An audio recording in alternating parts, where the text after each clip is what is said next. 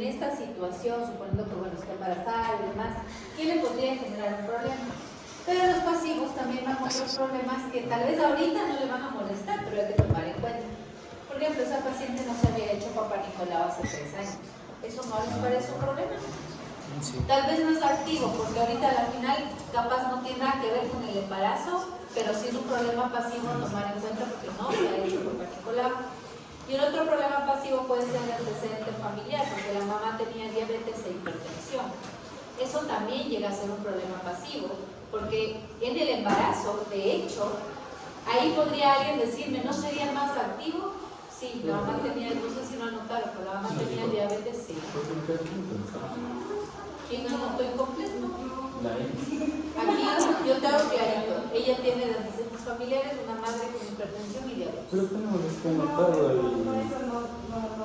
la paciente en la Ese equipo ha tenido una carie.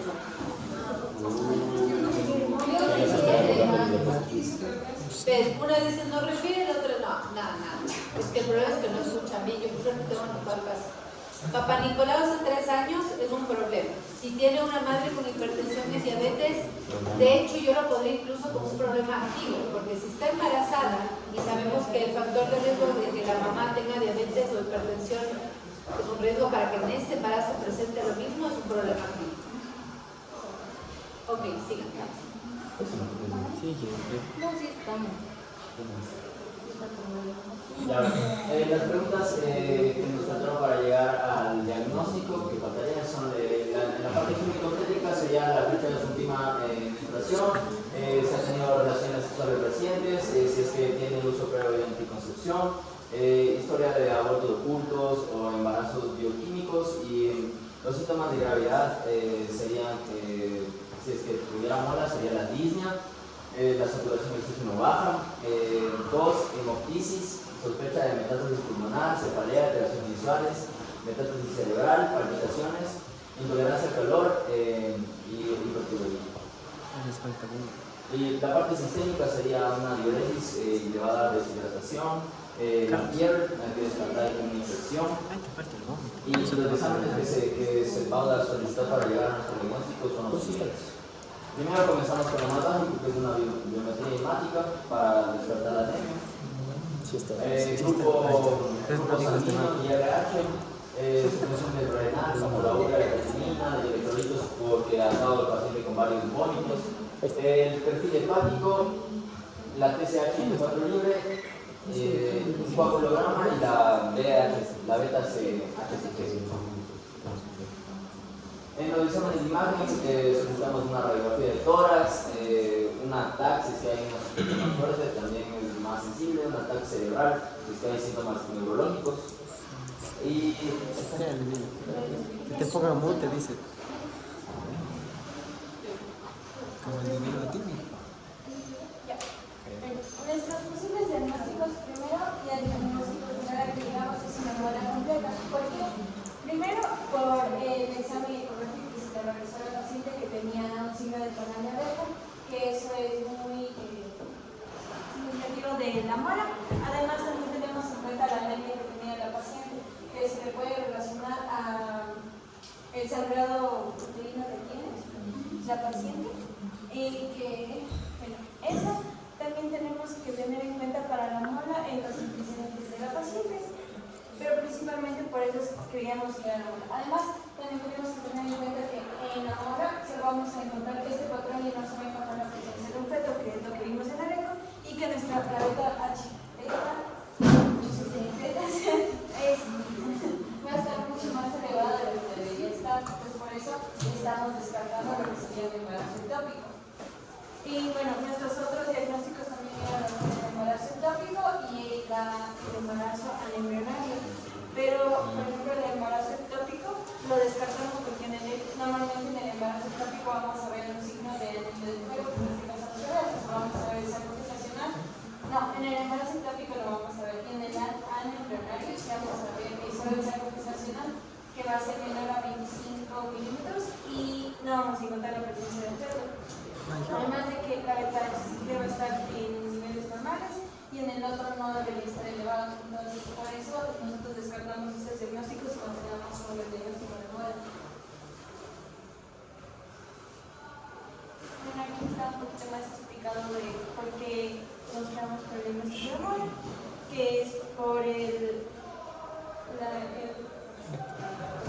la beta CHC. Esta HCG está muy elevada, también por la hipéremesis de la paciente. Es tan fácil.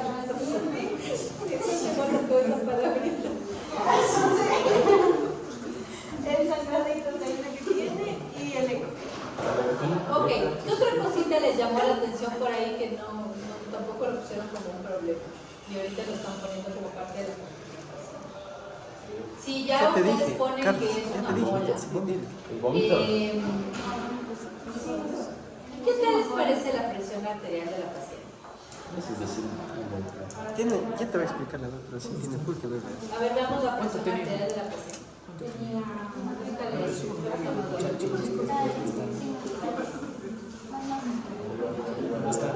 ahí está, 130.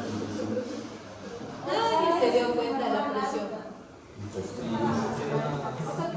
No, sí sabíamos, pero queríamos ver si estaban atentos. Pero no era porque no le puedo explicar ahorita de... No, pero te parece normal. No. Nadie le va a decir que es hipertensa, porque obviamente para diagnosticar una hipertensión en alguien joven incluso tienes que hacer un mapeo de 24 horas. O sea, solamente con 2 tomas no hace nada. En el embarazo a veces se hacen 2 tomas de 6 a 8 horas separadas, pero ella tiene uno de 130-80 y 5. Me llamaría la atención y lo pondría como un problema pasivo, un problema activo, porque podría ser que la paciente esté por generar una hipertensión gracias a la formación. Entonces, si ustedes se dan cuenta, ya tiene bastantes hallazgos clínicos que les pueden ir como sugiriendo que realmente es una mola, incluso antes de ver la ecografía y el examen físico. Yo sé que muchas de las cosas que vemos aquí de los casos, cuando ustedes hacen ecografía, ya de una van a decir, ya es esto. No siempre es tan fácil, porque aquí yo les pongo casos como muy sugerentes, pero la ecografía ayuda mucho. Entonces, si tú ves una paciente que tiene un útero súper aumentado de tamaño, una beta que no se duplica, sino que triplica o demás, ok, ya no es normal, o sea, puede ser que sea un embarazo molar. ¿En qué otras ocasiones o en qué otros momentos, Daniel, podrías ver una beta HCG que no duplique cada 48 horas, sino que aumente mucho más? O sea, que más del doble. La mola simple. No, aparte de embarazo molar. No se toca, pues. No. Fuera de, digamos que vamos a quitar las enfermedades broncoplásticas, porque claro, con el carcinoma también. Carcinoma uterino. En algo que sea normal. Pero normal es. Gemelar. ¿Cómo? Embarazo gemelar. ¿Un embarazo gemelar? Oh. En un embarazo gemelar ustedes pueden ver una beta que no necesariamente se va a duplicar, a veces aumenta más allá del doble. Y claro, al inicio puede haber una sospecha de, ¿será que es mola o será que es un embarazo doble? Ahí lo único que nos va a ayudar básicamente es la ecografía y la clínica, porque un embarazo gemelar no se te sube la presión a las 8 semanas, de las 6 semanas. En una mola sí. Ok, listo chicos. Vamos a analizar, pueden sentarse. En la historia clínica ustedes ven que la paciente tiene muchos vómitos, muchas molestias de ese estilo, tiene la presión alta.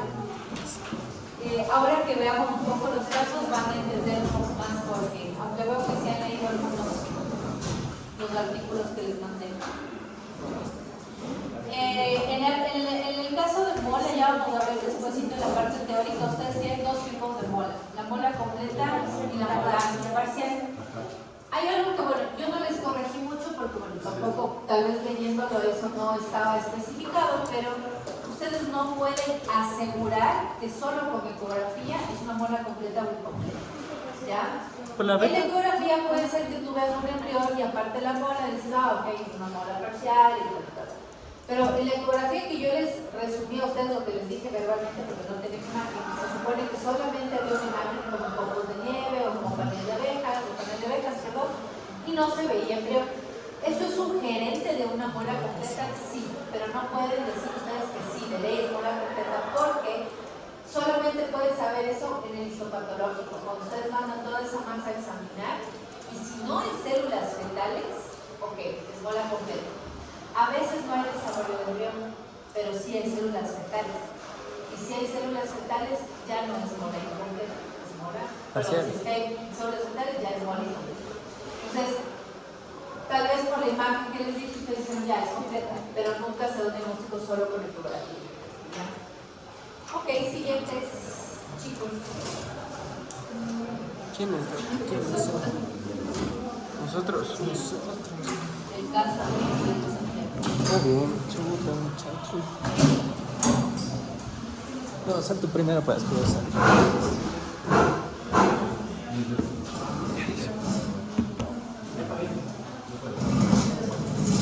con rama atención, porque de esto que sí es algo, digamos que embarazo ectópico, aborto, mola y todo esto, sí me da un montón de material para hacer casos clínicos. Lo anterior no te da mucho para hacer casos clínicos, toda la materia que vimos en el primer parcial, pero esto, todos los casos clínicos, desde que razonar.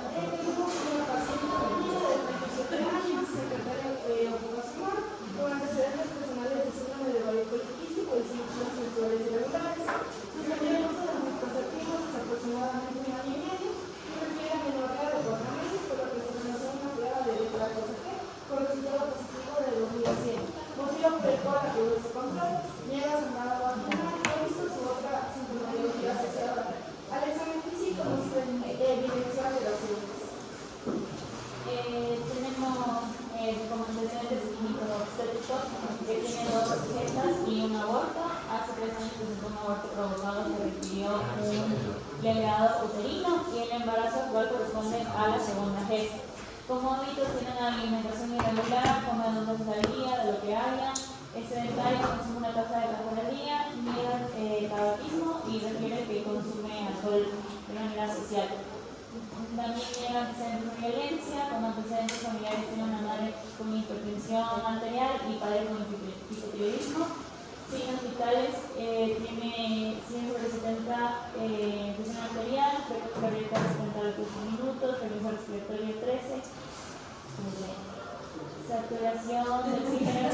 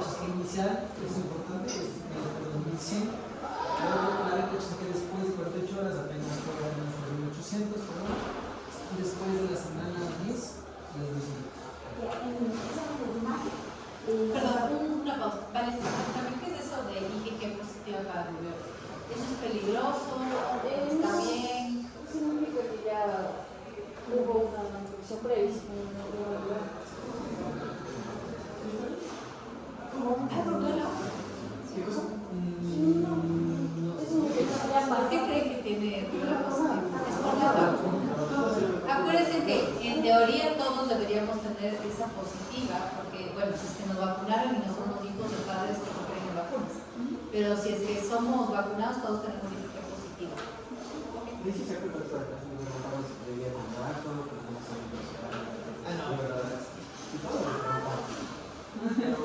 Está bien. Mucho les satanismo. En esa imagen encontramos una ecografía transvaginal con un saco gestacional intrauterino de 2 milímetros y cuerpo lúteo en ovario derecho. En la ecografía tomamos un que sería a la de la transvaginal sería saco gestacional de 40 milímetros, un saco viteliano de 4 milímetros y un embrión de 10 milímetros. La ausencia de las vías familiares fetales, eso es lo que nos hablamos.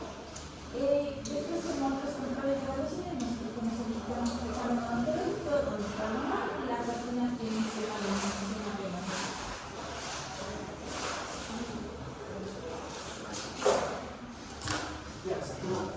Nuestro diagnóstico, en el caso como la paciente, primero la beta no se duplicó a las 48 horas y tras la tercera terapia que le hicimos, la beta no es suficiente y dados los hallazgos que encontramos en la ecografía, podemos decir, no podemos decir que es un aborto de salida, pero el documento dice que puede ser una pérdida que pasó en el campo. Porque cumple los criterios, tiene un saco gestacional de más de 25 milímetros y sí está embrionado, pero que no tiene latidos y la longitud craneal del embrión es de más de 7 milímetros. Nosotros hemos aborto de pedir. Es que justo eso dice el documento, pero abajo explica que no se puede confirmar, sino lo mejor término es pérdida gestacional del campo. Más vamos a decir. Porque el aborto de pedir, bueno, sí se podría confirmar porque no tiene los latidos de más de 7 milímetros. Es lo que se le llama. Pero es un aborto de Sí. Ya vamos a hablar un poco de pérdida, porque dentro de pérdida gestacional temprana tú tienes un montón de tipos de abortos que se pueden dar temprano. La pérdida gestacional temprana, a ver, es que ustedes tienen que aprender a razonar y no a grabarse los libros de memoria. Una pérdida gestacional temprana se trata de una pérdida que se da muy temprano. O sea, independientemente, es básicamente como una clasificación que se da por la edad gestacional a la que se pierde el embarazo, ¿no es cierto? Si se da a las 4 semanas, a las 5 semanas, a las 6, se considera una pérdida gestacional temprana. Pero si se da a las 6, ok, es una pérdida gestacional temprana, pero si no hay embrión, por ejemplo, es un aborto no diferido, es anembrionado, porque si no hay embrión, es anembrionado, es diferente a un diferido. Un diferido puede ser una pérdida gestacional temprana, pero debe haber embrión muerto. Sí. Entonces, ¿qué? Las dos. Entonces dijo que es una pérdida gestacional temprana, toma aborto de pedir. Bueno, temprano por edad, ¿ya? Por clínica van a tener miles de abortos tempranos. Okay. Uno de los factores de riesgo es la edad. Realmente el valor de la edad, como decía el otro día, para que los ingresos sean más de 40 años, pero todos son nosotros que son 35, 37 años, 60 bastante de edad. Y el antecedente de grado previo es un factor de riesgo, pero no está como cazador de los principales factores de riesgo. Y la principal causa puede ser anomalías cromosómicas, es decir, género. ¿Qué es la principal? Y el plan de manejo. Es que también es uno de los factores de riesgo que no podemos confirmar, no tenemos el problema de medicina anteriores, porque fue el primer control de medicina. Pero ya les dije que Sí. Eso no teníamos ese día, porque usted me dijo que es diabética, yo le dije, pero ¿cuánto es la glicemia? Y no me quiso decir. Entonces me dijo, ok. yo quiero el valor. Y bueno, de plan de manejo integral es otro de los factores de riesgo, pero no de los que pues tienen. Y el plan de manejo integral, según igual el artículo, se puede dar dependiendo, inclusive se puede asumir la conducta expectante, pero dada la edad gestacional y el valor de la necesidad, decidimos darle medicación. La medicación que decidimos fue la mifeprostona inicial con misoprostol, sin sobrepasar las 800 miligramos por Aquí unidad. no se vende mifepristona, no existe en el país. Por eso misoprostol. O sea, es una buena opción porque sí se utiliza en varios países prácticamente. ¿Ya? Y acompañamiento psicológico a la paciente, porque es de las principales causas que puede ocasionar un duelo en la madre dada una pérdida gestacional, y también informa a la madre con impacto sobre lo que va a suceder y ofrecerle un apoyo psicológico que puede asumir cuando no va a asumir. Va a sentir que es una pérdida como tal. O sea, eso. No va a subir la cosa de eso. ¿Para qué no se puede aquí?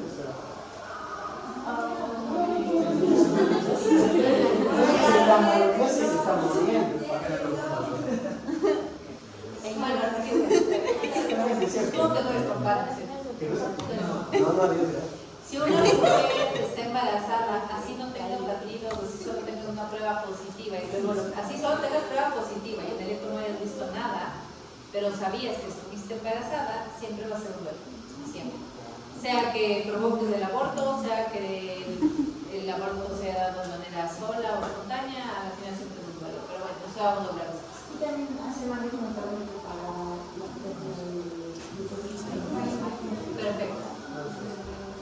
Aquí es algo importante recalcar, bueno, en el caso ustedes tienen, ¿por qué me interesa hacer casos así para que ustedes un poco analicen las cosas? Es porque, como les digo, aquí yo sí tengo full material para hacer casos con miles de tipos de síntomas clínicos, de laboratorio y demás. O sea, aquí ya me puedo explayar muchísimo más con los casos clínicos.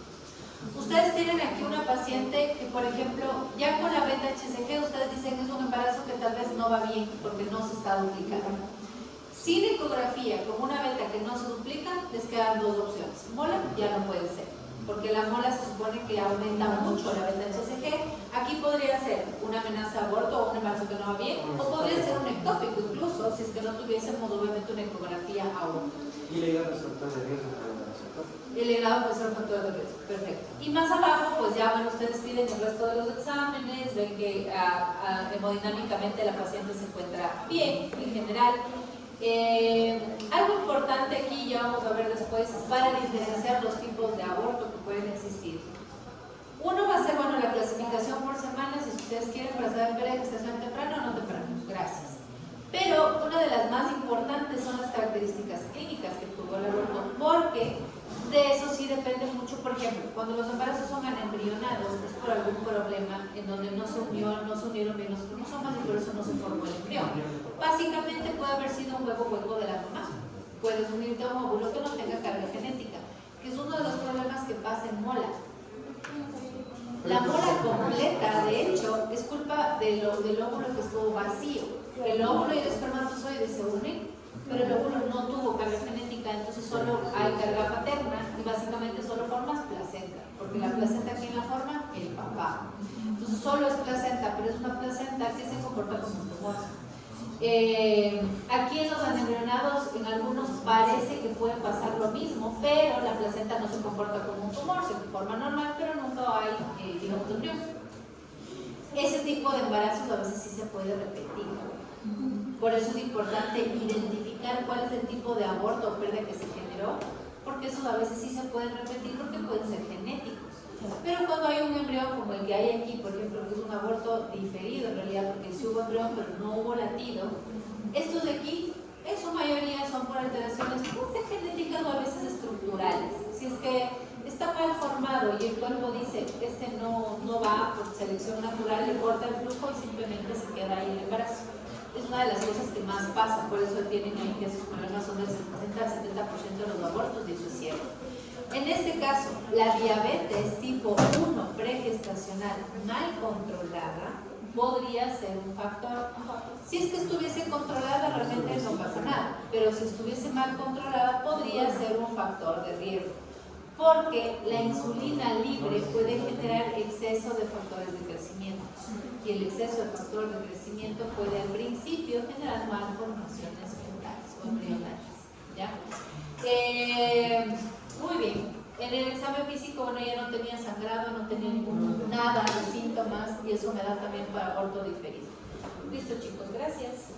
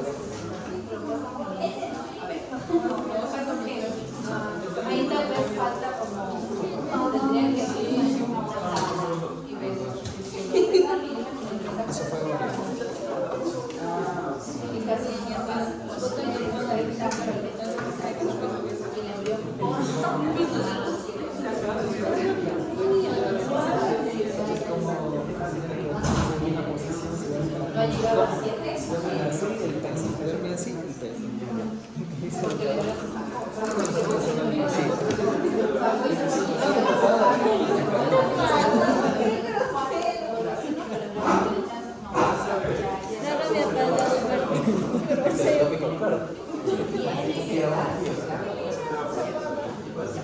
Cuando pasan los 25 o hasta los 25 de la Sí, porque cuando tú dices es que ¿qué tal? No, solo te solo una canción que no está feliz, así, la cara, que la presentación es el amor que necesitas y que te hagas el amor. En cambio, no como que donde tu cuerpo no te da amor, que vienes como que pero no para la boca, pues no.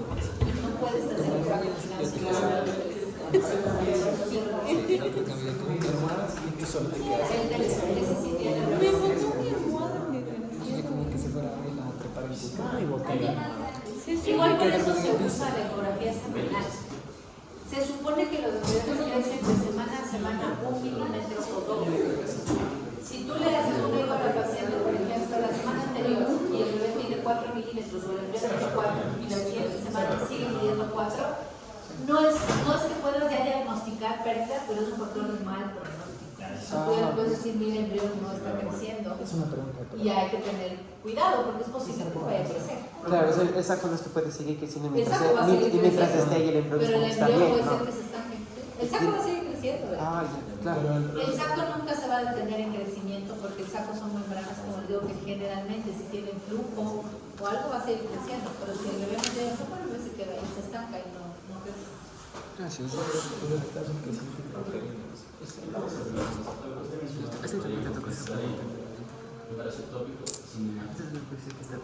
Por la beta baja. Uno de los signos de embarazo, ya vamos a ver, pero una de las cosas que te llaman la atención o te hacen sospechar embarazo ectópico es que la beta no se retira, sino que sube muy poco. Cuando sube muy poco tienes el chance de que sea ectópico o que capaz sí esté en el útero pero no va a ir. Ya cuando tienes el ectópico te das cuenta de que si está en el útero pues no. Las primeras sí. ¿Cómo es el primer eco? Transvaginal. Sigan. Buenas tardes, nosotros somos el grupo 3 y en nuestro caso clínico es el siguiente.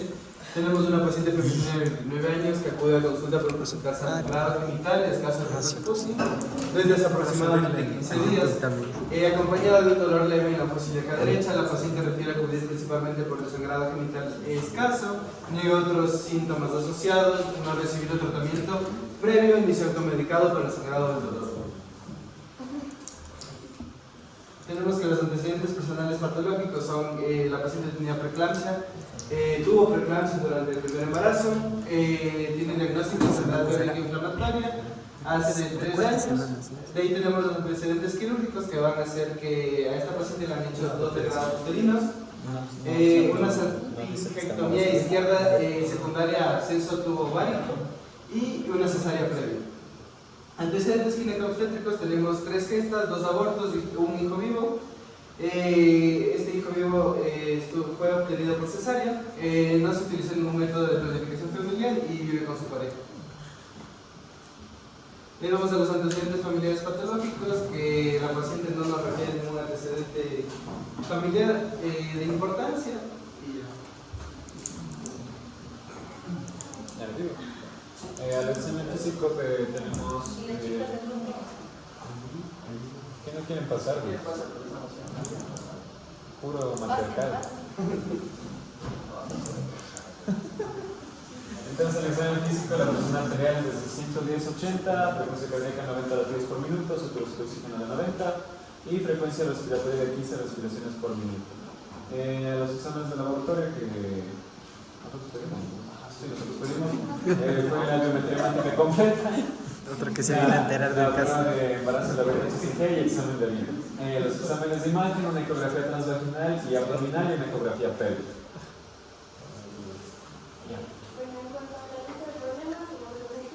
A ver, ¿qué pidieron? Ah, siento que ustedes me pidieron eco transvaginal, pélvico. De todo.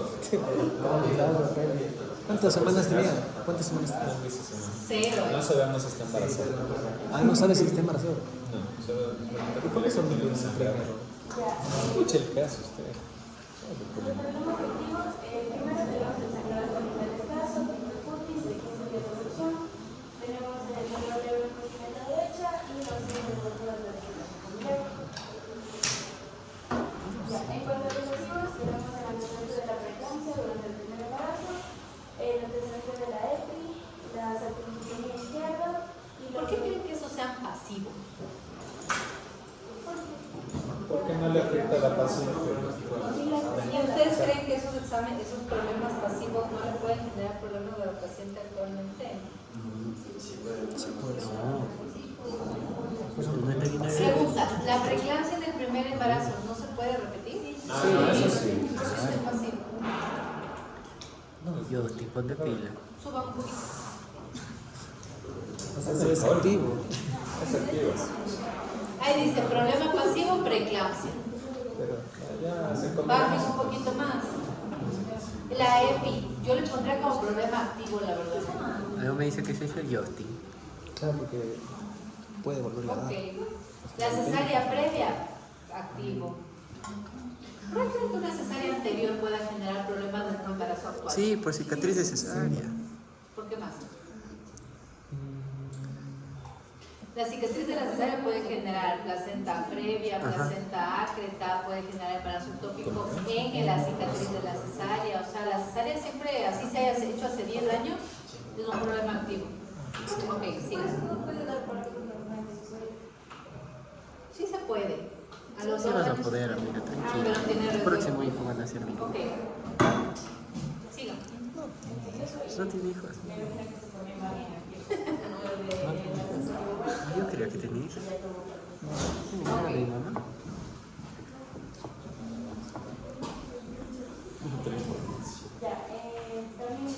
Otra información.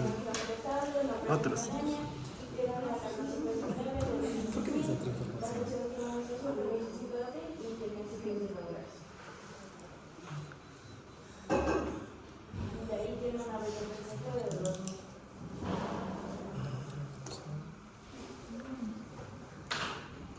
Bueno, yo hago lo del correte vaginal.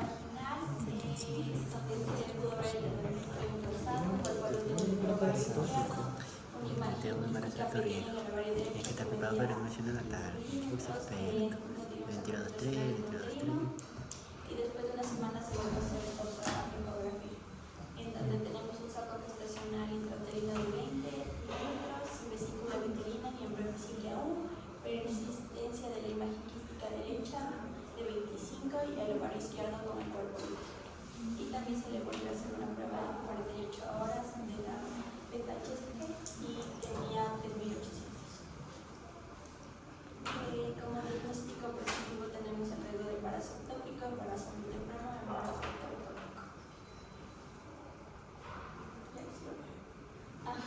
Diagnóstico definitivo, embarazo ectópico y como...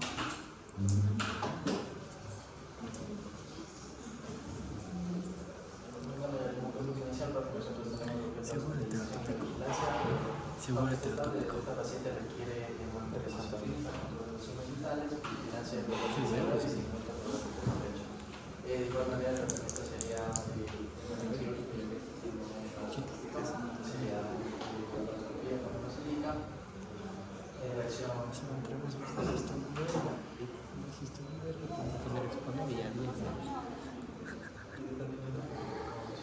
A ver, ¿qué es que van a hacer? Cerrarse un poquito la voz, porque yo creo que los de allá no le están escuchando nada. ¿Qué dicen? No me escucho. A ver, ¿cuál sería su conclusión? ¿Cuál es el diagnóstico según ustedes con ecografía y esos exámenes? Embarazo heterotópico. Ya, y cuenten qué es eso. El embarazo heterotópico es cuando hay una correcta implantación, o sea, es como un embarazo doble. El problema es que hay una implantación correcta dentro del útero y hay otra implantación afuera del útero, que vendría siendo en la trompa. Y por eso dice en los exámenes transvaginal que tiene un saco de 20 milímetros y otro de 25 milímetros. Entonces, bueno, dimos eso también como diagnóstico, también recopilando los factores de riesgo, ¿no? Tenemos como factor de riesgo la salpingectomía y también Tiene full factores de la riesgo. cesárea también.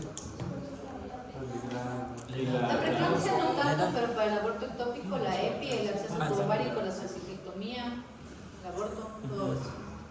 Ok. ya. ¿Qué iban a hacer con ella? Ahora se pasa también. Para su casa. Para su casa, cuando se presenta para su casa. ¿Por qué le dieron manejo quirúrgico a esa paciente? Porque el tratamiento debe ser urgente, porque si le dejamos pasar más del tiempo. Bueno, decía que a partir de 2 o 3 semanas después de hacerse ese tipo de ecos, podría haber un tipo de sangrado y podría caer en shock, hemorragia de la paciente. Bueno, nunca. Para salvar al bebé que está vivo.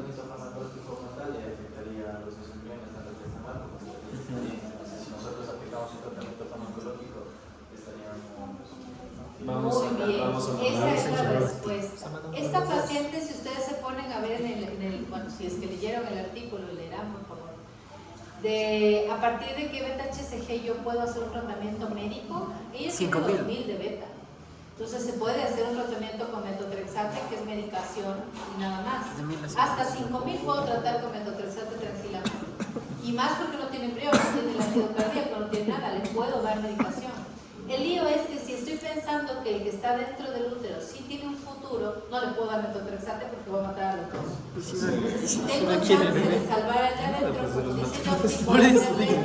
resección del que está ahí tópico y pues le salvo al otro de alguna manera. Así diciendo que de una vez el Esa es la metotrexate única razón. para los dos. Porque ella está hemodinámicamente estable. Se hace una cirugía laparoscópica. ¿Sí? Sí, para extraer el saco, el que está afuera y mantener el saco. Ahí hay unas cosas, pueden hacer esa que dice salpingostomía. ¿Qué es la salpingostomía? Ya que la han puesto ahí. ¿Cuál es la diferencia con la salpingectomía? No, es cuando le... Ustedes ponen, los chicos que acaban de poner eso en su presentación, asumo que leyeron qué era o hicieron copy-paste de la IA. ¿Cuál tratamiento se hace esto? Ya casi. Esto es recordar como tal una parte De la No escucho. Yo aprendo con dibujos. Salpingectomía es sacar la trompa. Salpingostomía. sacar la trompa con el No. Pues chicos, ustedes con terminología médica están cero. Si es que a una paciente, a ver, para sacar un ovario no le suena oforectomía. ¿Hay algo de oforectomía en esa palabra? No, al ovario ahí se le topa. ¿Qué significa salpingostomía? Si pusieron ahí como tratamiento o pudiendo, o sea, una posibilidad que es... Trompa. No, pues. Ustedes ponen y no saben. Qué graciosos. brillitos. No se lo puse salpingectomía. La salpingostomía no es cortar una parte de la trompa, es abrir la trompa, limpiar el embarazo ectópico y volver a suturar. Gracias. Eso es una salpingostomía. Es abrir la trompa, sacar el embarazo ectópico y volver a dejar. En este caso es posible mejor hacer eso. ¿Por qué? Porque solo tiene una trompa, ya la otra ya no la tiene. Si es que la paciente se quiere quedar embarazada. Ahora, de la salpingostomía también es un factor de riesgo para que vuelva a haber otro ectópico.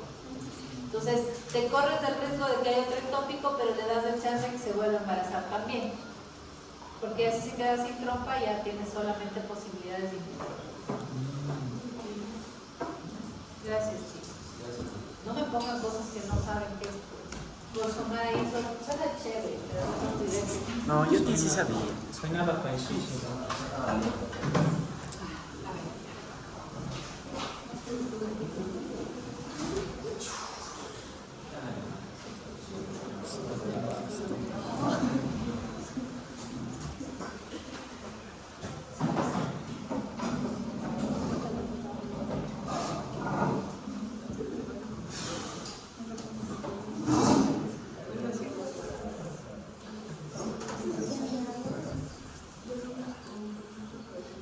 Ok.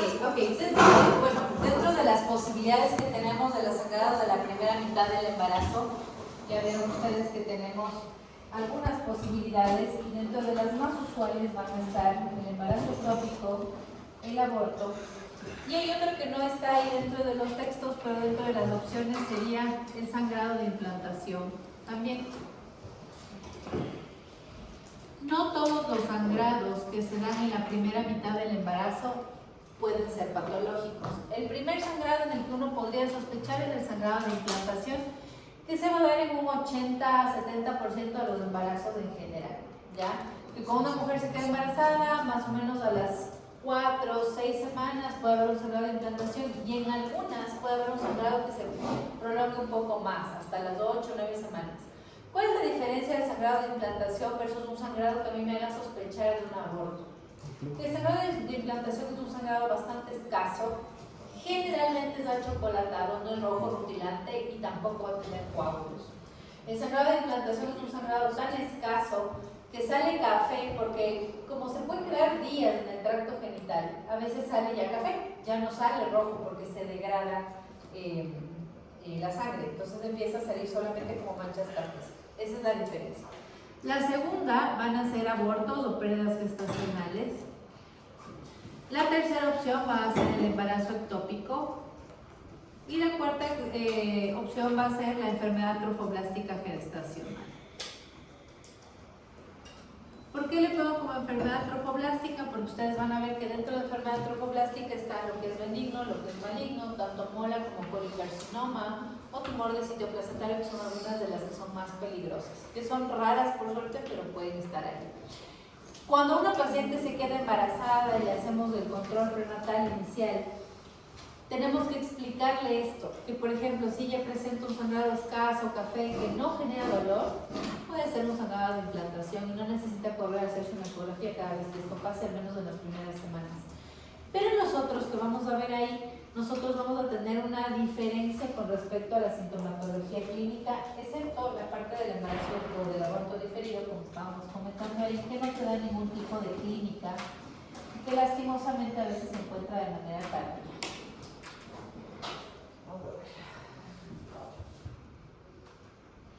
Ok, primero nosotros vamos a tener lo de las pérdidas gestacionales. Ustedes tienen un artículo que yo les puse ahí donde, como bien dijo su compañero, habla mucho de las pérdidas gestacionales tempranas, pero eso es un tipo, o sea, es una manera de clasificar, es cierto, pero depende mucho de a qué edad gestacional se pierde el embarazo, ¿ya? Las pérdidas gestacionales hay tempranas y hay unas que son súper tempranas, en las que las pacientes a veces no se dan cuenta que han tenido un aborto. Hay un gran porcentaje y una estadística que es un poco, yo diría que es un poco subjetiva porque no la podemos como medir, pero según dicen 8 de cada 10 mujeres tienen un aborto espontáneo en su vida. Es bastante, eso quiere decir que la mayoría va a perder un bebé al menos en su vida de manera espontánea. Ahora, de este porcentaje puede haber un 30-40% que nunca supo que estuvo embarazada, que no se dé cuenta que estuvo embarazada. ¿Cómo pasa esto? Porque hay pérdidas súper tempranas. Pueden haber embarazos de 2-3 semanas que se pierden por sí solos y cuando generas el aborto espontáneo para ti es tu regla. Entonces dices, no, sí menstrué. Solo que extrañamente la menstruación del mes anterior me generó un dolor brutal y me salieron unos coágulos gigantes que me pareció raro, pero todo bien. Las pérdidas cuando se dan antes de las 4 semanas se suelen confundir con reglas irregulares o reglas extrañas con la cantidad de los síntomas que dan. Lastimosamente no podemos probar que es un embarazo a menos que la paciente tenga una beta positiva. Entonces los abortos son bastante como probables al principio porque los bebés al principio son frágiles y como les decía, si algo vino mal, por lo general, no siempre, pero por lo general el cuerpo como que corta el flujo sanguíneo y los embarazos se estancan ahí. ¿Qué es una amenaza de aborto? ¿Qué creen ustedes que es una amenaza de aborto?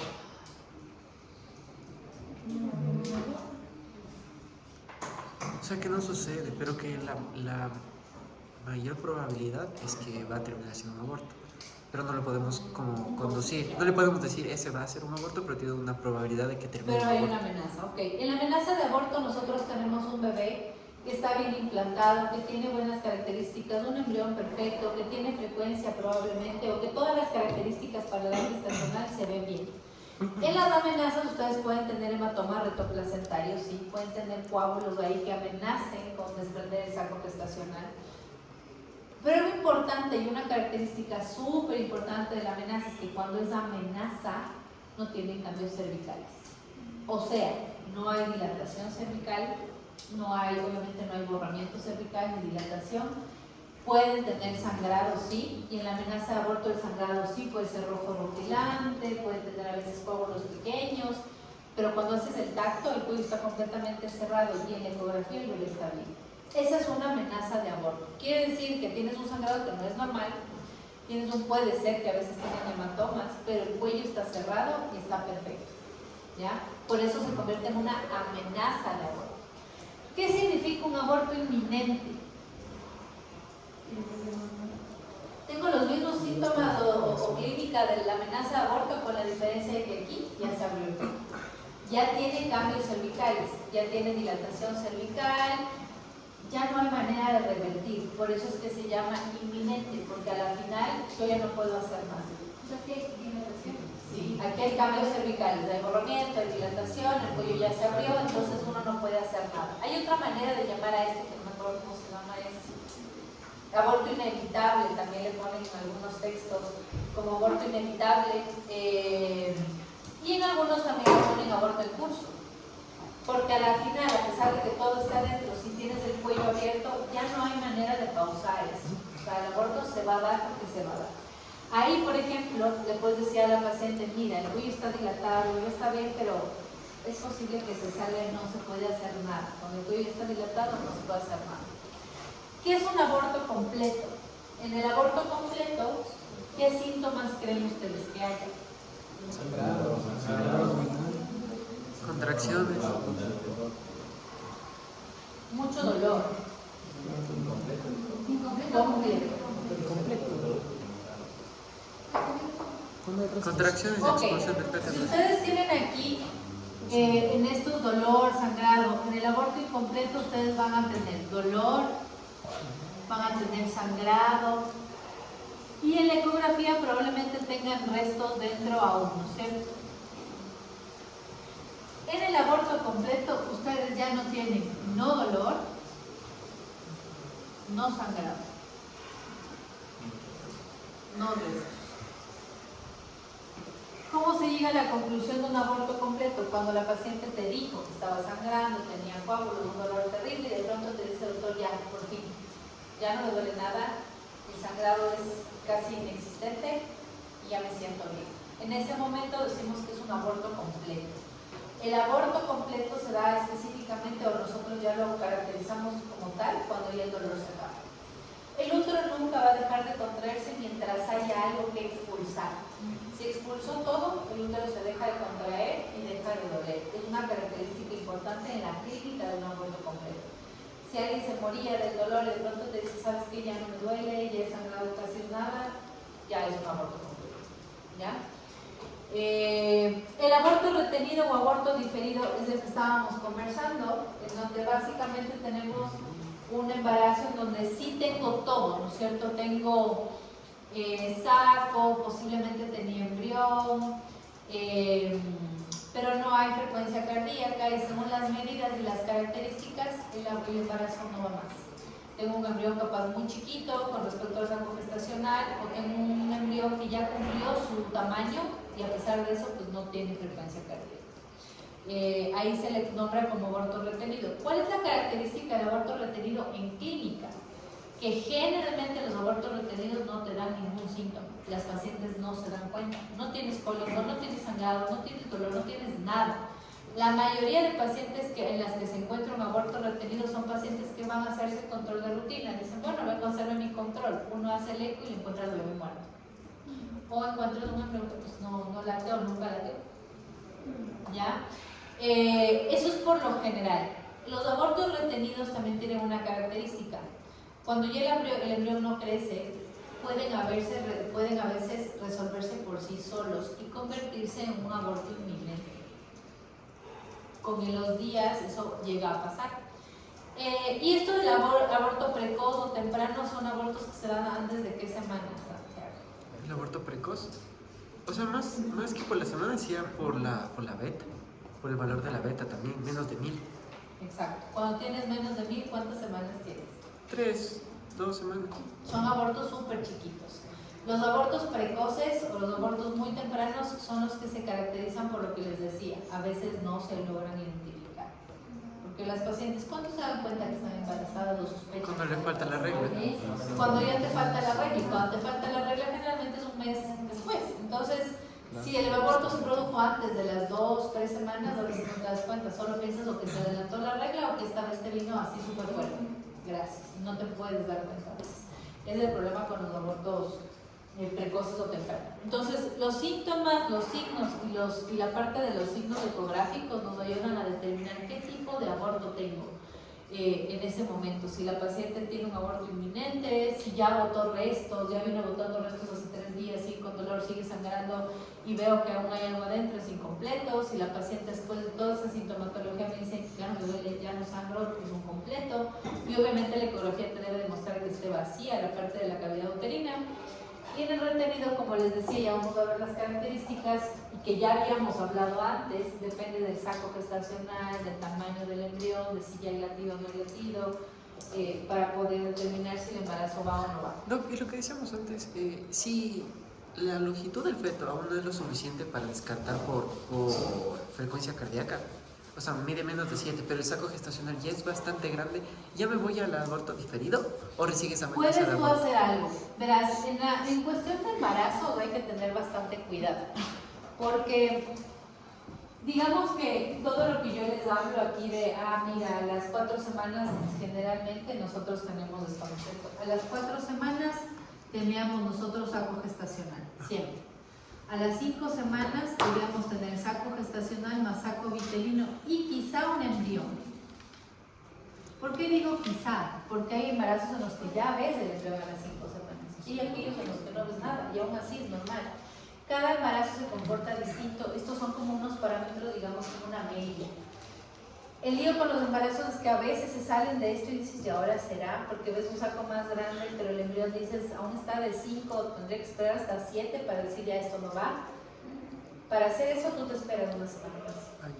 O sea, siempre que tengas dudas y digas, no sé, no late, pero como el tamaño, según la teoría, tengo que esperarme a que crezca ese milímetro más, te esperas una semana más. Porque aunque ustedes no lo crean, en una semana se supone que crece 1 milímetro y ahí puede cambiar muchas cosas. A veces uno ya da por perdido un embarazo y dices, esto no va, o sea, el embrión no tiene latido, yo no creo que esto funcione, pero bueno, venga en una semana y hacemos el bebé. Viene la semana y el bebé, o sea, si no le dabas chance, terminabas con un embarazo que quizás era viable. Entonces, aquí sí hay que tener paciencia. A las 6 semanas nosotros teníamos saco gestacional, saco vitelino, teníamos embrión, más frecuencia cardíaca. Obviamente a partir de las 7 semanas esto es más que un requisito necesario, siempre y cuando sepamos que la fecha de última regla está bien, también, porque a veces uno dice, tiene 7 semanas, doctor, tengo 7 semanas, le haces el eco y solo tienes saco gestacional, no cuadra, entonces te toca esperar, ir viendo, porque en los casos de amenorrea o de ovario poliquístico a veces no menstruan. No tienes idea cuál es la gestacional, te toca simplemente esperar, hacer el ecografía hasta 15 y ver qué onda. Pero si no coincide, ya me voy por el aborto diferido. Si no coincide, claro. Ajá. Esta es una ecografía de un aborto espontáneo y completo, por ejemplo. Todo esto de aquí, bueno, todo lo que está acá afuera es el útero. Esta de aquí es como la cavidad endometrial y todo lo que está acá adentro que ustedes ven esto blanco son coágulos y restos que aún no han salido. Entonces esta paciente va a tener una clínica de dolor, sangrado, cólicos fuertes, pero aún tiene contenido dentro del útero y se lo diagnostica como un aborto incompleto, porque aún hay restos adentro, aún falta por eliminar esos como residuos que quedan ahí.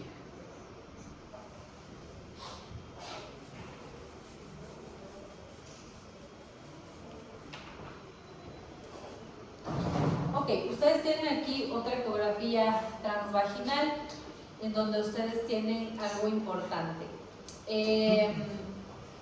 Cuando ustedes ven un embarazo, normalmente, es que ustedes no han visto mucha ecografía, ¿no es cierto?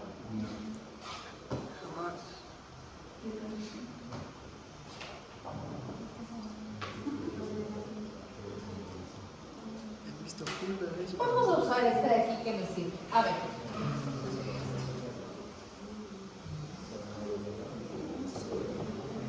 Una base importante, ¿cómo darme cuenta que es un eco transvaginal y no es un eco transabdominal? ¿Ven el transductor aquí o esta como ondita que está aquí arriba? Ya, cuando esta ondita es así como la que ven aquí, es un eco transvaginal. Cuando la ven como muy cerrada. Cuando ustedes ven una cosa que es más bien plana, es un eco transabdominal. ¿Por qué nos ayuda eso? Porque se supone que esa es la forma que tiene el transductor o el cristal. El transvaginal es un palito que tiene una cosita redonda en la punta, que es bien pequeño, entonces por eso se ve más pequeño ahí. En cambio el test transabdominal es una base más ancha y se va a ver más grande. Siempre que ustedes quieran saber si es transvaginal o transabdominal, fíjense en lo que está ahí arriba. Si es chiquitico es transvaginal, pero si es amplio, que parece así como un óvalo, es transabdominal. Ok. Vamos a ver aquí. Ustedes aquí tienen un útero, todo esto es el útero. Ustedes, esta es una vista de un eco transvaginal de un útero y aquí se ve como el corte sagital, ¿ya? ¿Esto qué será esta parte blanca que está aquí? No. ¿El endometrio? Este de aquí es el endometrio, ¿no es cierto? Esta parte blanquita que está aquí es el endometrio. En el embarazo no se llama endometrio, ¿cómo se llama? Deciduo. En el embarazo le decimos deciduo, porque sí tiene características diferentes, ¿ya? Esta capa blanca es la decidua o el endometrio, bueno, decidua queremos porque es la parte de que ya está como un saco gestacional adentro. Perfecto. Este es el fondo del útero y aquí digamos que está el cervix. Esta es la imagen que siempre van a ver en un eco transvaginal, ese es un corte sagital. Digamos que ese es un eco normal. Cuando yo quiero saber si un embarazo está bien implantado, los embarazos o los sacos gestacionales tienen que implantarse en el centro o en el fondo del útero. O sea, pero claro, en el deciduo, se van a implantar aquí o acá. Entonces, si yo tengo un saco gestacional en esta ubicación, lejos del cuello, es un signo de buen pronóstico, ¿ya? Porque dice, ok, el saco está bien implantado, está en el fondo del útero, está en la decidua, pero está en el fondo. Una característica de que un embarazo va bien es que esté bien implantado, que esté en el fondo. Segunda característica, que este saco gestacional sea redondito, no que sea así. Si un saco gestacional está así, aplastado, deforme, es un signo también del mal pronóstico. Normalmente los sacos tienen que ser súper redonditos. Eso inicial. Aquí las imágenes que yo les grafiqué, claro que les tenía señaladas. Por ejemplo, acá ustedes tienen un embarazo, un útero, perdón. Este es el fondo del útero, ¿ya? Aquí debería estar implantado el bebé, pero este es un aborto en curso, es un aborto como inminente que hemos visto que ya básicamente no puedo hacer nada. El saco ya se salió del fondo y miren dónde está, ya se está saliendo por el cervix. Este saco gestacional ya está camino a la salida. Este es un embarazo, un aborto inminente como vimos ahí, porque debe tener esa paciente de ley el cuello abierto ya.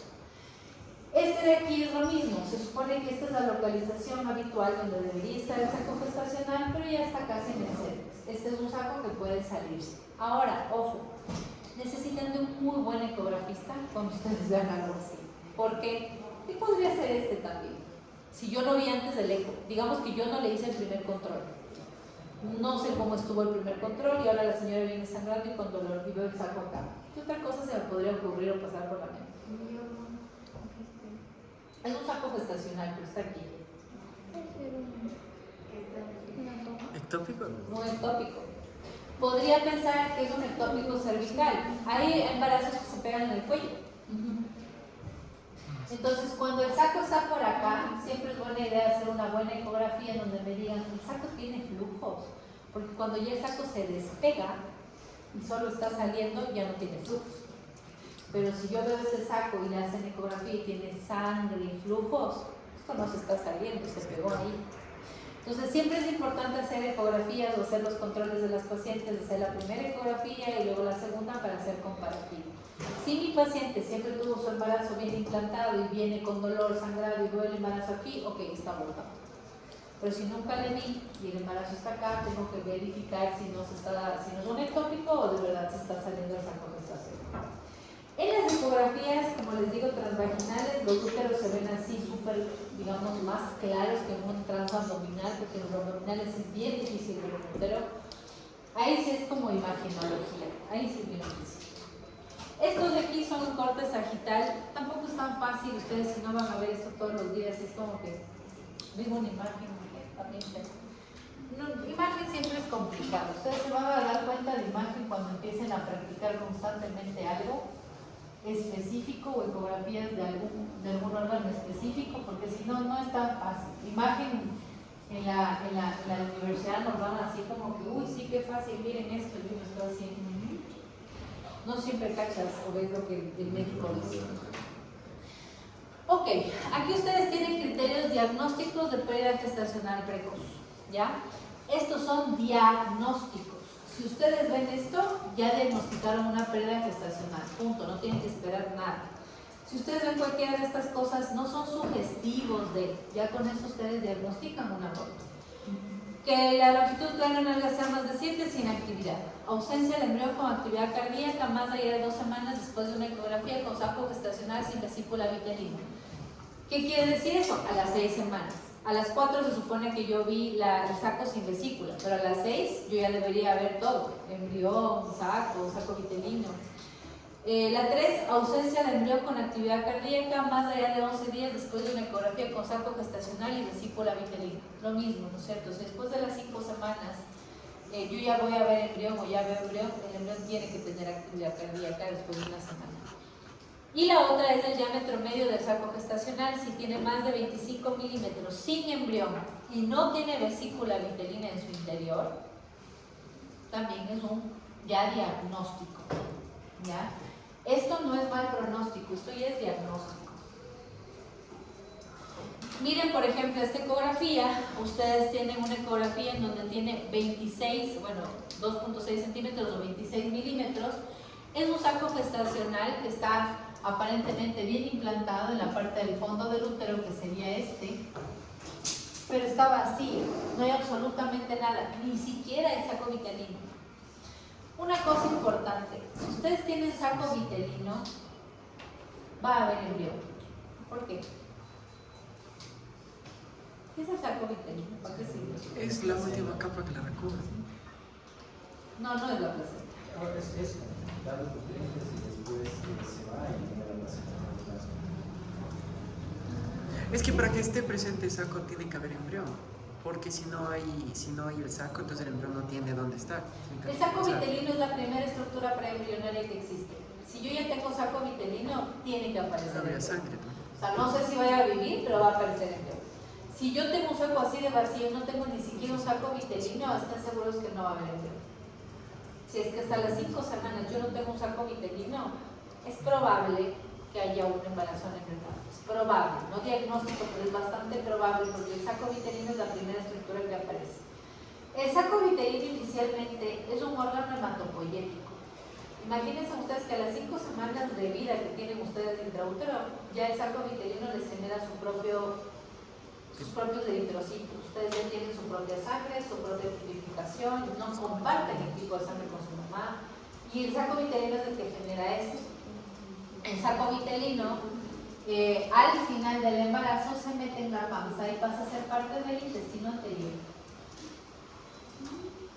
Entonces, el saco vitelino es una estructura preembrionaria que al final, si no aparece, pues es de mal pronóstico. Entonces, ahí tienen 26 milímetros, tiene ya para 6.6 semanas, ya va a las 7 semanas y no hay un saco vitelino. ¿Qué van a esperar aquí? Absolutamente nada. Ese es un embarazo anembrionado que a la final va a tocar convertirlo en un aborto. ¿Y cuánto mide ahí el saco, Doc? ¿Cómo? ¿Cuánto mide el saco ahí? 26. 2.6 centímetros. 6 milímetros. ¿Cómo?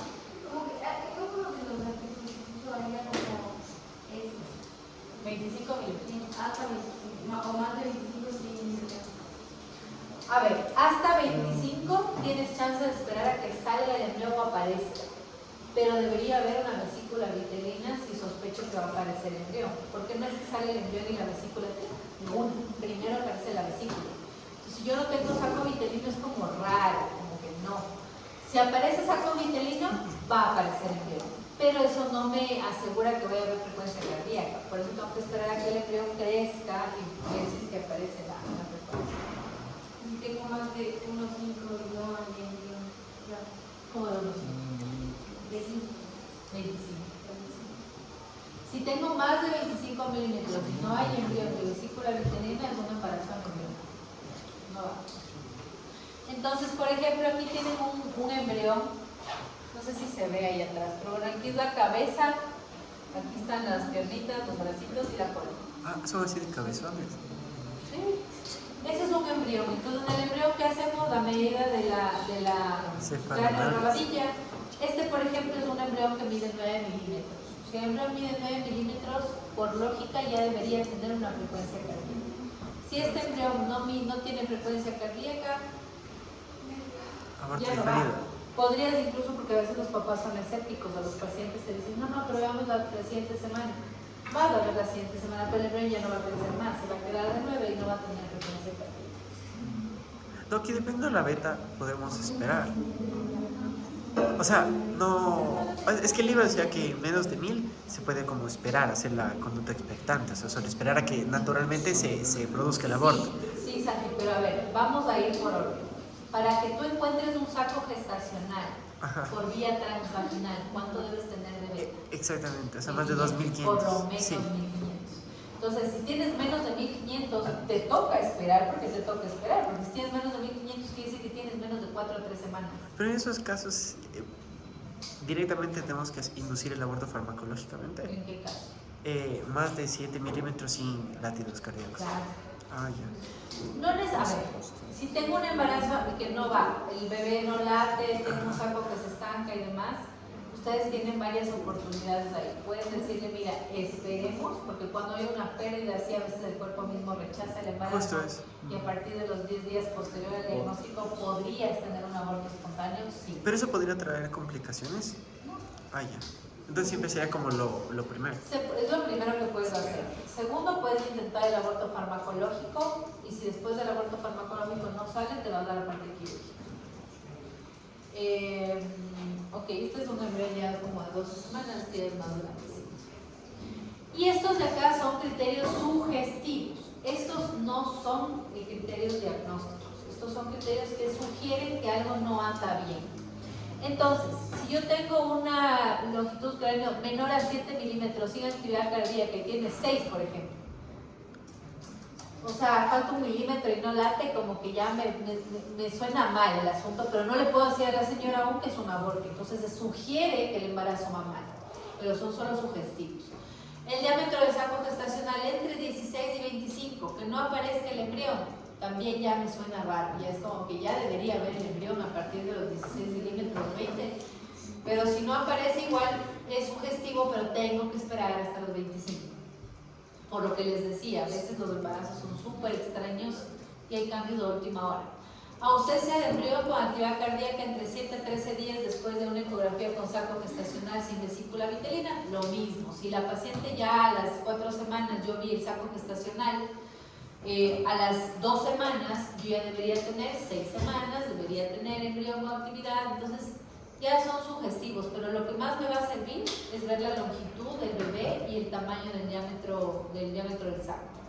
Ausencia de embrión más allá de 6 semanas después de la fecha de última regla, obviamente también me da una mala impresión. Ahí lo que me tocaría es calcular bien cuándo se embarazó la paciente. Vesícula vitelina alargada más de 7 milímetros. Normalmente la vesícula vitelina debe medir 4 milímetros, de 4 a 5 milímetros es como el valor normal. Si la vesícula vitelina se ve larga, deforme, puede ser un parámetro de mal pronóstico, porque cuando se deforma es porque va a haber algún problema cromosómico. La otra, frecuencia cardíaca inferior a 100 latidos por minuto. Si ya encuentro latidos en el embrión y tiene 80, 95, es un mal pronóstico. ¿Ya? O sea, es como que raro, porque generalmente la frecuencia tiene que estar por encima de 100. Y la presencia de un hematoma subcoriónico masivo, que sean hematomas súper grandes, también me da como una sospecha de que el embarazo no va a ir bien. Los que les puse ahí con X son los más importantes. Los otros son como medio redundantes y como obvios, pero sobre todo los de los diámetros sí les ayudan bastante, y lo de la frecuencia cardíaca, decir, ok, sí, si yo veo un embrión de 8 semanas o de 9 y tiene latidos de 80, ese bebé se va a perder, porque la frecuencia es muy baja. En los casos en que no cumplen los criterios diagnósticos de pérdida gestacional precoz, pero tienen criterios sugestivos, se recomienda una nueva evaluación de 7 a 14 días para valorar viabilidad. Como les decía, a pesar de que ustedes vean algo que no les cuadra, tienen que volver a valorar en 7 a 14 días, porque los crecimientos se dan casi siempre a partir de los 7 días. Como les decía, en el embrión es 1 milímetro por semana. Entonces, si yo le veo a los 2 días, voy a ver lo mismo. Hay pacientes que dicen, pero véame mañana, véame pasado mañana. No me va a servir. Tengo que verlo exactamente en 7 a 14 días para ver un cambio abismal y ver si realmente el embarazo va o no va. Hay conductas expectantes. La solución espontánea del proceso, el periodo de mayor probabilidad de expulsión espontánea será entre los primeros 7 a 14 días desde el diagnóstico. Es la conducta que ofrece la tasa de eficacia más baja de forma global, entre el 40 y el 70%. En el caso de tener una pérdida incompleta y la persistencia de restos ovulares después de una expulsión del embarazo con un grosor endometrial mayor a 15 milímetros, en ausencia de metrorragia importante o síndrome febril. O sea, la conducta expectante, como les decía, yo diagnostico y le puedo decir, mira, tenemos hasta 15 días para que el aborto se dé solo, y si no, ya entro yo a actuar. Si la paciente en esos 15 días ya generó el aborto y expulsó la mayoría de los restos, pero viene donde mí, sigue sangrando, los restos tienen un milímetro mayor a 15, a veces sí hay que intervenir, al menos con la parte médica. El tratamiento médico aquí lo hacemos con misoprostol, el cual obviamente está dirigido a generar las contracciones y la expulsión del contenido intrauterino. En caso de pérdidas preembrionarias, que serían mucho antes de las 5 semanas, y embrionarias con longitud craneonalga menor a 2.3 milímetros, a menor a 9 semanas, se puede utilizar tranquilamente, y altamente recomendable en pacientes con útero miomatoso con cicatrices de cesárea o miomectomías previas. El uso del misoprostol, el tratamiento ambulatorio de los abortos, digamos que es el más optado para quienes, por ejemplo, desean tener bebés después, para no dañar la capa del útero cuando se hace un procedimiento quirúrgico. Los legrados que son quirúrgicos siempre son como que la última opción que se utiliza cuando pues, no logro con la medicación vaciar o limpiar la cavidad uterina. ¿Qué contraindicaciones tengo para el misoprostol? Alergia a las prostaglandinas, sospecha de embarazo ectópico, hipotensión arterial, enfermedad inflamatoria intestinal, glaucoma porque aumenta la presión del misoprostol. Enfermedades básicamente que sean relacionadas, por ejemplo, a porfiria hereditaria, insuficiencia renal crónica, que no puedo dar ahí, en asma grave, infecciones, hemorragias importantes, anemias severas, alteraciones de coagulación. Y cuando tengo una gestación con un DIU in situ, antes de usar el misoprostol tengo que sacar el DIU, y si saco el DIU probablemente ellas se van como candidatas a hacer un procedimiento quirúrgico de uso. No recomendable cuando tienen insuficiencia renal o hepática, pero ahí tienes que valorar riesgo-beneficio, ¿ya? Porque si se usa solo una dosis no va a pasar nada. Si te toca usar dosis repetitivas, le metes al quirófano. El índice de masa corporal menor a 18.5 porque a veces no funciona la medicación en gente muy flaquita y que esté en lactancia materna. Especial atención en anemias no graves, enfermedades cardiovasculares, tratamientos con corticoides a largo plazo y epilepsia. Pero ahí se le pone más como ojo, pero sí se les puede dar. Se puede dar misoprostol. ¿Pero por qué no, yo? Porque el DIU, cuando tú pones el misoprostol, puedes empeorar los dolores, y el DIU generalmente no se expulsa por sí solo, solamente va a generar una hemorragia peor y un dolor más alto del que ya debería tener con el miso. El DIU normalmente no se expulsa solo, tiene patas, se puede clavar, entonces al DIU hay que sacarlo. El tratamiento quirúrgico obviamente consiste en hacer un aspirado o legrado, que también se puede realizar, y se considera una opción con una mayor efectividad, claro está, casi del 97%, porque claro, ya estás ahí y estás evacuando. El problema es que casi siempre es un procedimiento a ciegas y tienes también riesgos de perforación. ¿Por qué a ciegas? Porque lo haces a ciegas, ¿verdad? Generalmente no estás con una ecografía guiada, solo entras y con el tacto vas sabiendo si hay restos o no hay restos y sales. O sea, básicamente es un procedimiento que puede tener sus complicaciones también. ¿Cuándo se hace esto? Cuando hay exagrado excesivo o inestabilidad hemodinámica, evidencia o alta sospecha de infección, sospecha de enfermedad trofoblástica, pérdidas embrionarias entre 9 y 12 semanas. Ojo que si existen pérdidas mayores a 12 semanas, ya no se hacen legrados, se hacen partos. ¿Qué es más traumático que es para la mujer? Es muy traumático, pero no le puedes hacer una cesárea por un embarazo de 13 y 14 semanas. Hay un riesgo de hemorragia terrible. ¿Por qué? Les explico un poquito, perdón. Hasta las 9 o 12 semanas. ¿El legrado?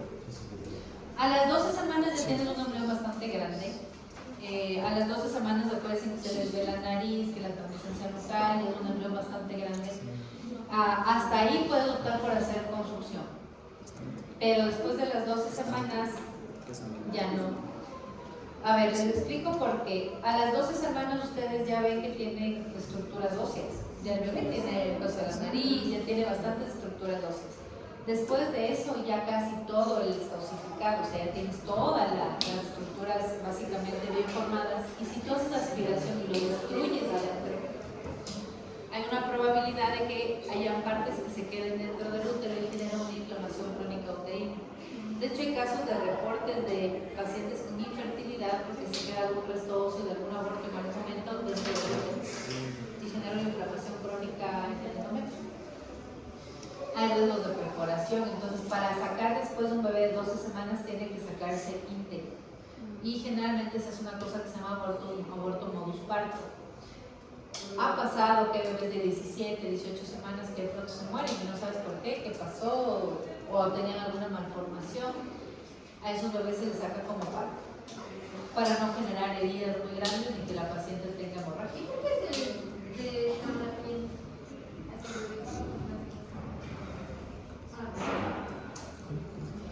¿A qué bebés? O sea, cuando uno llega así y ya se muere, sacan así el parto, se da piel. Cuando tienes un bebé muerto, depende de la edad gestacional también. Si son muy chiquitos, eso no pasa porque no tienen epidemias. Cuando ya son bien grandes, sí les pasa y se desprende, porque es como, no sé si ustedes han visto, no sé si ustedes ven medicina forense, pero cuando una persona se muere sumergida en el agua, la piel se despega. Lo mismo le pasa al bebé cuando se muere, ya no tiene irrigación, la epidermis se desprende. Y eso pasa generalmente después de 24 horas de muerte.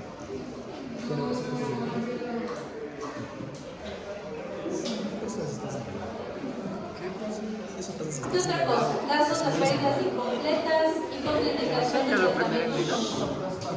La otra causa de sangrados de la primera mitad es esto del embarazo molar o enfermedad trofoblástica, en donde ustedes tienen las dos más comunes, que sería la mólida uniforme, que puede ser completa o parcial, que serían el 80% de las enfermedades trofoblásticas, y el 20% para mala suerte podría ser alguna de esas neoplasias que ustedes ven ahí, que son molas invasivas, coriocarcinomas, tumor del sitio placentario o tumor trofoblástico epitelioide.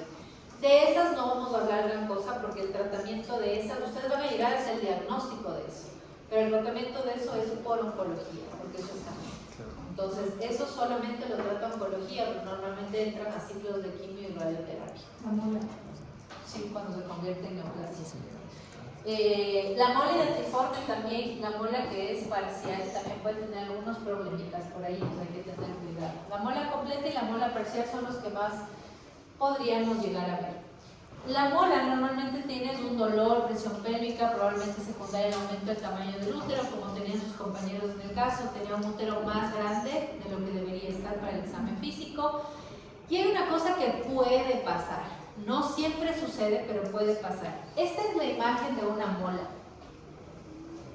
Así se ve porque se supone que son vellosidades coriales hidrópicas. Las vellosidades coriales son burbujas de agua. Perdón la comparación y capaz les quito la gana normalmente de tomar esto alguna vez, pero han visto esos bubble tea. Igualito a esas burbujas, pero más chiquitas que la mola. Ni más, dice. Entonces, la mola completa sobre todo es así, tiene esa característica de tener todas esas bolitas que son vellosidades coriónicas hidrópicas, como que se llenan de agua.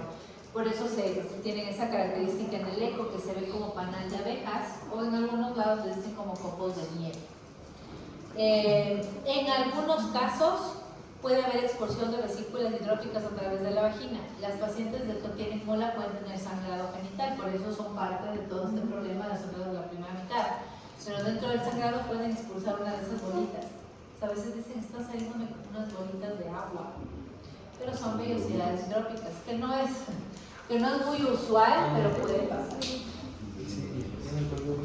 ¿Qué cosas pueden pasar dentro de la clínica de una mola o de un problema de enfermedad trofoblástica? Las pacientes podrían tener anemia, pueden tener una preeclampsia con debut antes de las 20 semanas de gestación, porque como ustedes entenderán, si es un tumor placentario, hay una mala implantación placentaria, la placenta se implanta como le da la gana y comienza a invadir como un tumor. Entonces no hay respeto por esto de los, ¿se acuerdan que vimos los factores de crecimiento, los factores proangiogénicos, los antiangiogénicos, nada? Aquí hay puro antiangiogénico y todo se hace un desastre. Entonces estas molas generan como una remodelación, no hacen remodelación vascular a nivel uterino, y lo único que hacen es como penetrar y querer romper todos los tejidos, y eso puede generar que hayan presiones altas antes de las 20 semanas, incluso como les puse en el caso, súper temprano la paciente ya tenía 130-80, que ya te empieza a llamar la atención, dices, no es hipertensión, pero como que no está normal esa presión. Hiperemesis gravídica, porque la mola genera muchísima beta-HCG, y la beta-HCG que pasaba a nivel cerebral y de la TSH, podía generar hipertiroidismo, y a la vez el hipertiroidismo podía generar hiperemesis gravídica y distrés respiratorio. ¿Por qué el distrés respiratorio? Porque sus compañeros tenían una paciente con 87% de saturación. Era por lo que causaba, no embolia pulmonar, pero el crecimiento anómalo hacía que se acumulen los depósitos a nivel pulmonar, entonces bajaba la frecuencia respiratoria. Hay metástasis pulmonar. Metástasis. De hecho se llama metástasis pulmonar. Entonces ellos debieron haber pedido una radiografía, y en la radiografía yo debía haber dicho que tenía metástasis pulmonar. Por eso puede bajar la saturación, porque tienes metástasis pulmonar. La mola tiene una capacidad bien importante de metastatizarse, incluso si es mola que no sea cáncer, puede metastatizar. Cuando no es cáncer y es una mola nada más, sí se puede tratar a veces con quimios o con, generalmente quimio o radio les hacen para parte de la metástasis, pero para quitar, digamos, el implante tópico que hay, más no para otra cosa. Pero sí, la mola es un problema. ¿Y la hiperemesis es por la beta? Sí, por la cantidad excesiva de beta-HCG. El eco transvaginal obviamente es una de las cosas más importantes aquí para poder ver qué patrón tengo y qué tengo dentro del útero. De ahí el hemograma, el grupo sanguíneo, ver coagulación, ver la beta-HCG que tan alta está. La radiografía de tórax es súper importante, basal. Cuando yo ya sospecho en mola les voy a pedir radiografía de tórax. Una función tiroidea para ver que no hay hipertiroidismo, gasometría, TAC pulmonar si es que hay sospecha de embolia trofoblástica a nivel pulmonar. Esa es básicamente la foto de una mola. Entonces, esta es como la imagen que tenían ustedes en su casa. ¿Qué teníamos ustedes? ¿No? Esta es la imagen que tenían en el eco, que era básicamente como copos de nieve. Cuando ustedes ven esto y la paciente tiene una beta altísima, ya está hecho el diagnóstico de que al menos es una enfermedad trofoblástica. Voy a evacuar para saber si es completa o no completa, o si no es un cáncer. Esta es una mola completa porque ustedes tienen solamente una masa, no, aparentemente no hay embrión.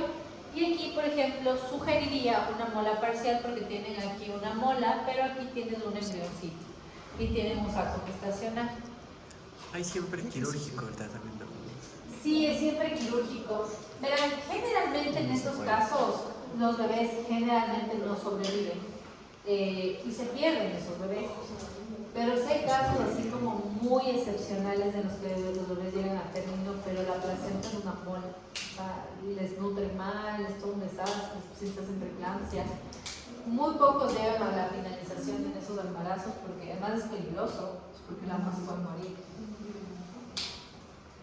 Esa es otra mola parcial, como ven acá, que tienen un embrión y tienen la mola. Y en el otro lado están evacuando una mola. Esa es como se ve, cómo se evacúa una mola completa, que son curadas. Puras de sí. Con fuerza. Sí, es de Este es un cuadro que les va a servir muchísimo y que básicamente es una de las cosas que más me interesa que también tengan en cuenta para ver por qué se da cada cosa. Entonces este es un resumen muy chévere de mola parcial y mola completa. En la mola parcial ustedes tienen un cariotipo triploide que puede ser 69XXX o XXY, porque aquí se une un óvulo con dos espermas. ¿Ya? Se une un óvulo con dos espermas y claro, ocurre aquí un problema en donde nosotros vamos a tener una mola parcial, vamos a tener un embrión, pero vamos a tener una placenta que no está bien formada, digamos, cromosómicamente y actúa como un tumor. Aquí básicamente no hay división, sino como sumatoria y obviamente hay problemas. Entonces aquí tenemos que puede haber feto y vas a tener hematíes fetales, vas a tener sangre fetal presente. Hay el tema de las velocidades variables, que pueden ser variable focal, tienes proliferación del trofoblasto.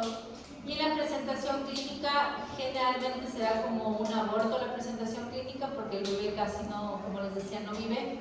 El tamaño uterino, aquí dice pequeño para la edad gestacional, pero en realidad sí es más grande de la edad gestacional común, pero la mola parcial crece menos que la mola completa. Una manera también de sospechar que es mola completa es que el útero crezca de una manera, o sea, ya sé que va a crecer más, pero aquí crece demasiado. Puede ser que la paciente diga, tengo 10 semanas y ustedes le palpen el nivel del ombligo, como para ver. Quistes tecaluteínicos poco frecuentes, complicaciones médicas poco frecuentes, pero hay un riesgo de malignización del 1 al 5%. En la mola completa ustedes tienen un óvulo vacío que se puede unir a dos espermas o a una esperma que se duplica y tienen un cariotipo diploide de 46XX o 46XY. En este caso, ustedes tienen, como les digo, tienen un óvulo vacío, entonces aquí el que se duplicó fue básicamente el esperma. Aquí no va a haber embrión, va a haber solamente placenta. Tienen aquí feto ausente, edema de vellosidades difuso. Aquí la proliferación del trofoblasto puede ser severa. Estos tienen más chance de hacer metástasis. Cuando ustedes ven una masa completa y no ven nada de embrión, más bien ahí tengan miedo, porque las molas completas son las que se pueden complicar un poco más. El tamaño uterino aquí sí es gigante, la beta aquí aumenta muchísimo. Y como ven ahí, el riesgo de malignización ya es de 15 al 20%. Estos son los que más chance de metastasizar tienen. El seguimiento se hace una monitorización como si Doc, era velocidades hidrópicas, llenas como de agua. El seguimiento y monitorización seriada de beta-HCG, la determinación a las 24 o 48 horas post evacuación. El tratamiento de la mola siempre va a ser hacer primero un legrado. Se hace el legrado y luego se va monitorizando la beta-HCG y se hace una determinación semanal hasta conseguir 3 determinaciones consecutivamente negativas o con beta menor a 5 unidades internacionales. Hay casos específicos en donde a veces la mola ya, por ejemplo, uno le evacúa, empieza a hacer controles y ves que como que no baja tanto la beta, a veces también usan metotrexato. No es el de elección aquí, pero a veces se utiliza posterior a una evacuación para acolitar un poco que realmente ese tejido se muera. Pero obviamente lo de elección aquí es la evacuación. La ecografía transvaginal dentro de los primeros 7 a 10 días para ver que no haya nada, que no haya quedado ningún resto. y la radiografía de tórax para ver que no haya metástasis tampoco posterior a la evacuación. La otra causa de embarazo, de sangrado de la primera mitad sería la gestación ectópica. La gestación ectópica se da en 11 de cada 1000 gestaciones, son ectópicas siendo la localización más frecuente en el 95% de los casos de tubárica, concretamente en la ámpula, ahí se dan el 80% de los ectópicos, pero si ustedes ven ahí se puede dar en todas esas localizaciones, en la ámpula, en el istmo, en la fibria, en el intersticio, en la parte abdominal, en la parte ovárica, en la parte cervical o en la cicatriz de la cesárea previa. Ya son localizaciones más raras, pero sí se pueden dar.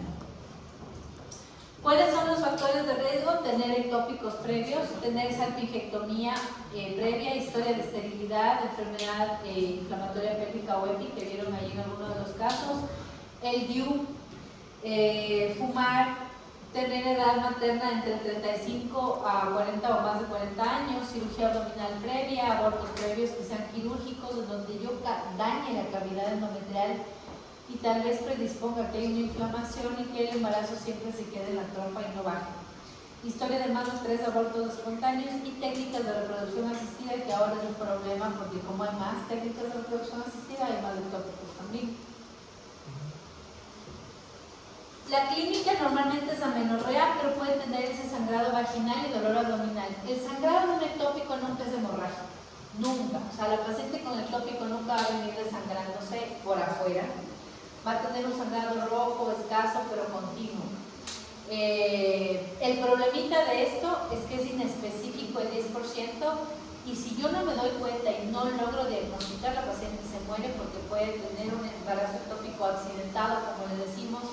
La trompa tiene 3 milímetros de diámetro. Un ectópico de solo 5 a 6 semanas puede romper la trompa. Entonces, si se rompe la trompa es un sangrado continuo que puede generar shock rápidamente. Ustedes vieron que ahí se puede ver el signo de Weigel o el Block Sign, que son signos obviamente ecográficos para determinar si tengo o no tengo un embarazo ectópico. Ahí tengo un ectópico cervical y el otro es un ectópico ovárico. Los ectópicos ováricos no son tan comunes tampoco, pero pues son parte de lo que puede, en las localizaciones que puede tener. Este es un ectópico ovárico que tiene incluso embrión.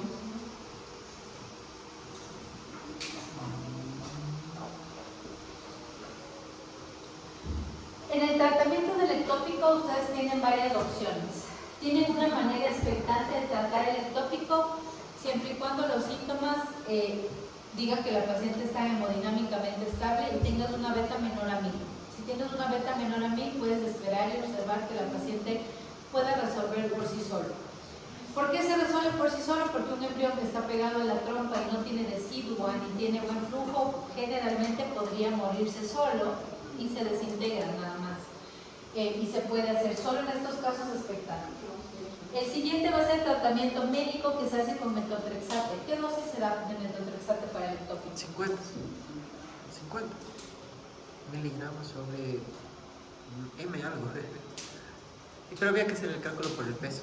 Pero es 50. Se hace el cálculo por metro cuadrado de superficie Ajá. corporal. Aquí es un poco diferente. Es que dije, voy a decir metro cuadrado y voy a decir estúpido. Por metro cuadrado de superficie corporal. ¿Ya? Aquí el tratamiento médico lo das si es que el paciente está hemodinámicamente estable, si no tiene dolor severo o persistente, si se puede hacer el seguimiento. ¿Qué pasa si yo les pongo un caso a una paciente perfecta, hemodinámicamente estable, con un saco gestacional de 2 centímetros, con una beta de 4000, sin actividad cardíaca, pero vive en el monte y le queda a 3 horas del servicio médico? Metotrexate hace rato. ¿Tienen que hacer tratamiento médico sistémico? Ya. ¿O qué harían? ¿O le podrían operar? Porque cuando no tienen una paciente a la que puedan hacer seguimiento, deben tener cuidado. Los criterios pueden cambiar mucho. Si yo sé que la paciente va a venir a mi consulta y se va a hacer controles, chévere. Pero si yo sé que la paciente vive a 5 horas de aquí y viene cada que se acuerda, no le voy a mandar así, porque esto es accidente y la paciente se me muere. ¿ya? Entonces, para el tratamiento con metotrexate, algo importantísimo, no debe tener frecuencia positiva y debe tener un saco menor a 4 centímetros y beta menor a 5.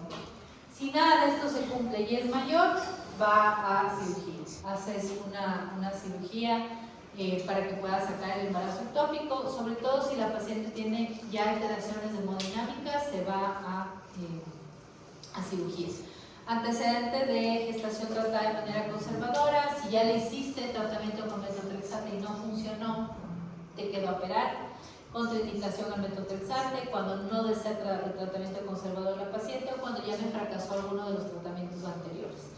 Como vieron ahí la gestación enterotópica, que muy bien sus compañeros dijeron, bueno, vamos a tratar de salvar lo que está dentro, pues por obvias razones no le dieron metotrexate. ¿Cómo era la dosis de metotrexate? 50 por kilo de peso, por metro cuadrado de superficie corporal. Esas son las causas de sangrado de la primera mitad del embarazo. Entonces ustedes tienen la parte de, ¿cómo se llama?, de abortos, tienen sangrado de implantación, tienen el embarazo ectópico y tienen la enfermedad trofoblástica gestacional. En la enfermedad trofoblástica gestacional no quiero que se estresen porque ahí vamos a hablar mucho de la parte de las que son malignas. Necesito que sepan cuáles son, sí, las 4 importantes, pero no nos vamos a ahondar mucho porque eso es cáncer. Y los tratamientos de eso casi siempre, como les digo, se van a la parte oncológica. Ahora, en la parte de mola completa e incompleta, sí necesitan saber la clínica de esas dos para poder más o menos identificar qué es lo que puede ser.